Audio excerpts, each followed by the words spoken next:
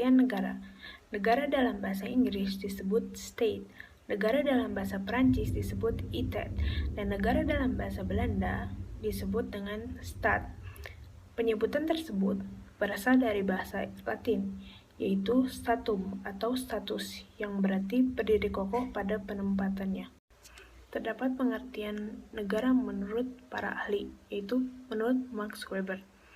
Max Weber mengungkapkan bahwa negara merupakan bentuk kesatuan yang memiliki hak monopoli untuk melakukan kekerasan fisik.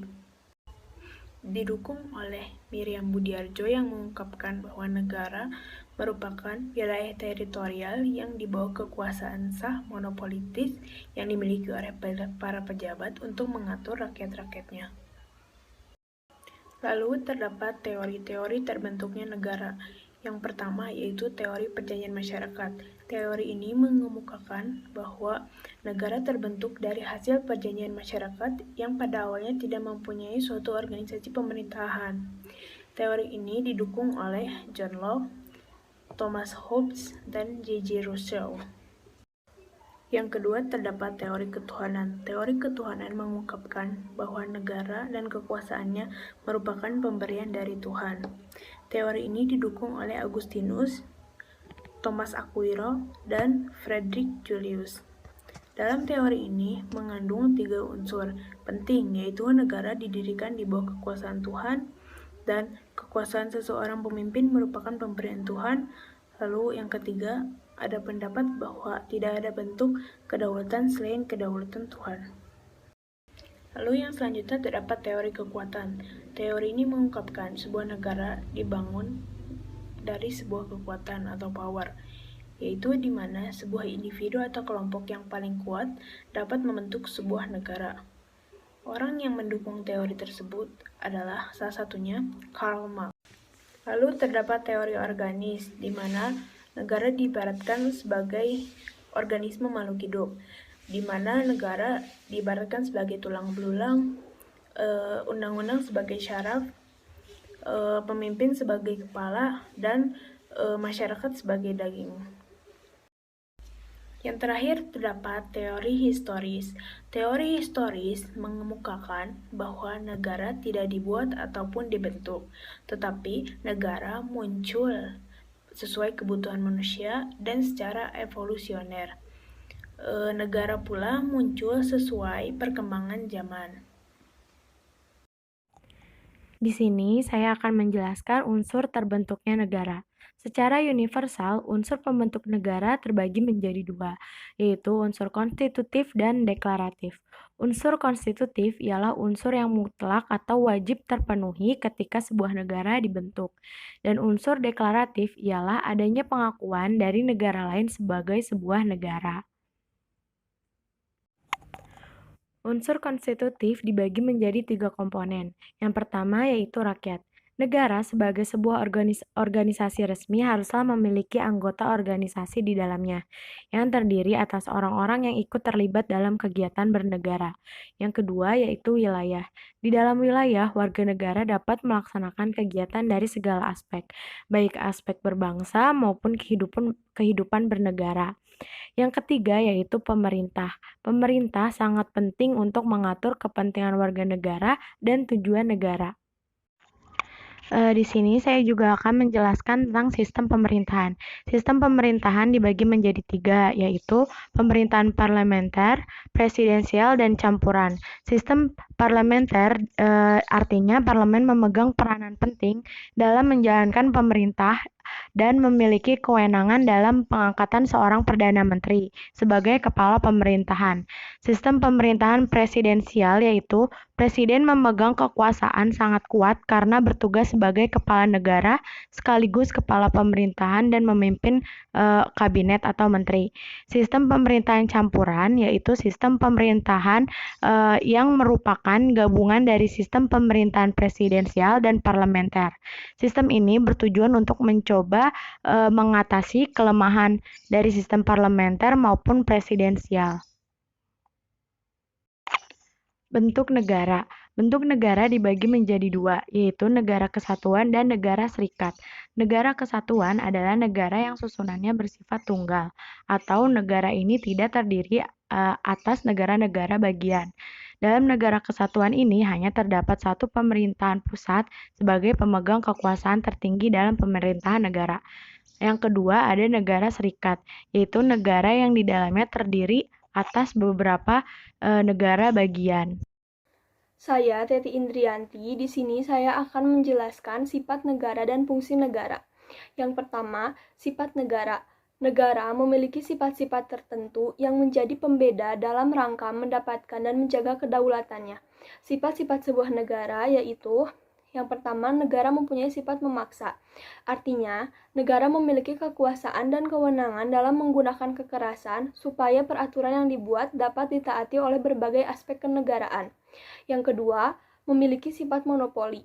Artinya, negara memiliki kekuasaan dan kewenangan dalam menggunakan sifat monopoli dalam penerapan tujuan negara untuk mencapai cita-cita sebuah negara. Yang ketiga, memiliki sifat mencakup semua. Artinya, negara memiliki kekuasaan dan kewenangan dalam menggunakan seluruh kebijakan yang berlaku bagi semua orang tanpa terkecuali. Selanjutnya, fungsi negara. Menurut John Locke, negara memiliki 3 fungsi, yaitu legislatif untuk membuat dan menetapkan peraturan. Yang kedua, eksekutif untuk melaksanakan peraturan.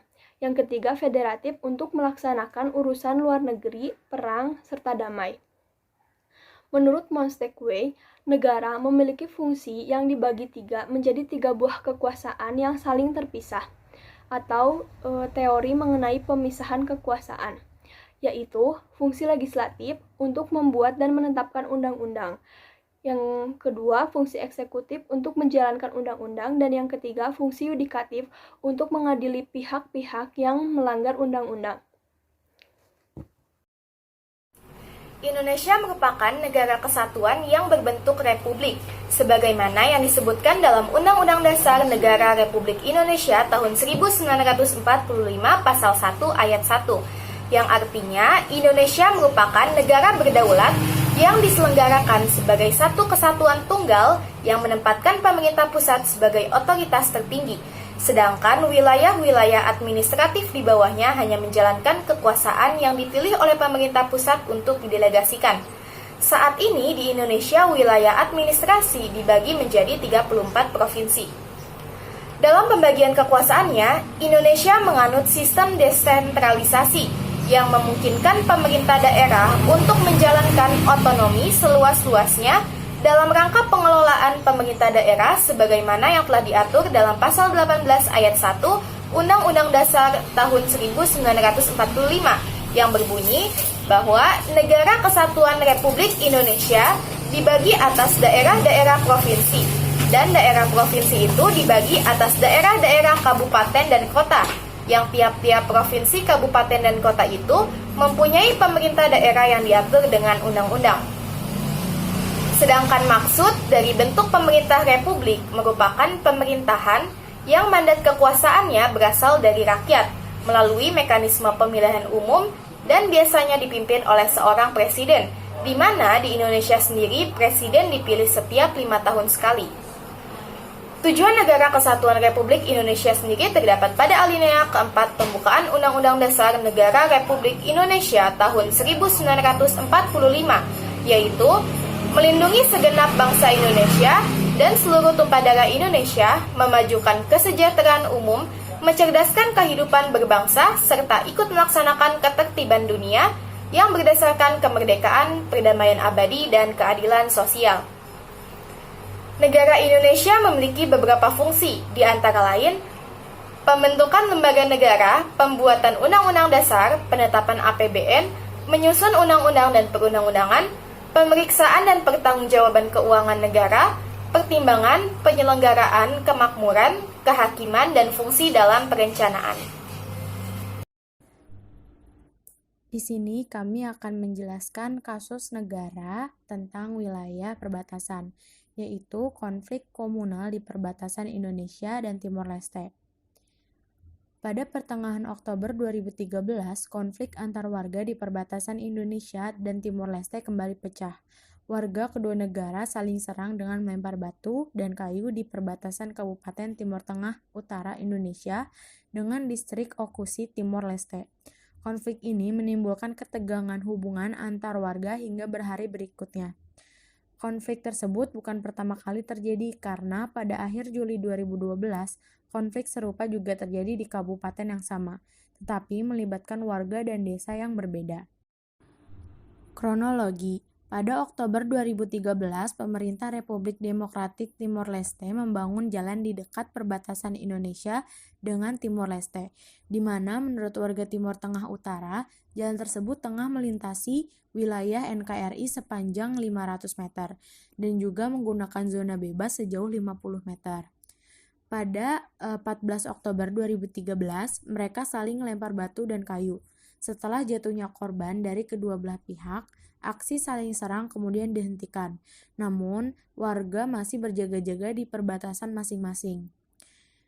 Eskalasi konflik semakin meningkat setelah terjadinya insiden penggiringan 19 ekor sapi milik warga Indonesia yang diduga digiring oleh warga Timor Leste masuk ke wilayah mereka. Faktor penyebab konflik. Yang pertama, masih belum tuntasnya delimitasi perbatasan antara kedua negara. Yang kedua, terjadi perbedaan interpretasi mengenai zona netral yang terdapat di perbatasan kedua negara. Ketiga, terkait dengan aspek sosial budaya, yaitu masih terdapatnya sentimen negatif antar warga Indonesia dengan warga Timor Leste. Upaya penyelesaian. Indonesia sudah melakukan berbagai tindakan untuk menyelesaikan permasalahan, baik tindakan yang bersifat jangka pendek, yaitu penyelesaian konflik yang terjadi, maupun tindakan yang bersifat jangka panjang, yaitu penyelesaian sumber konflik.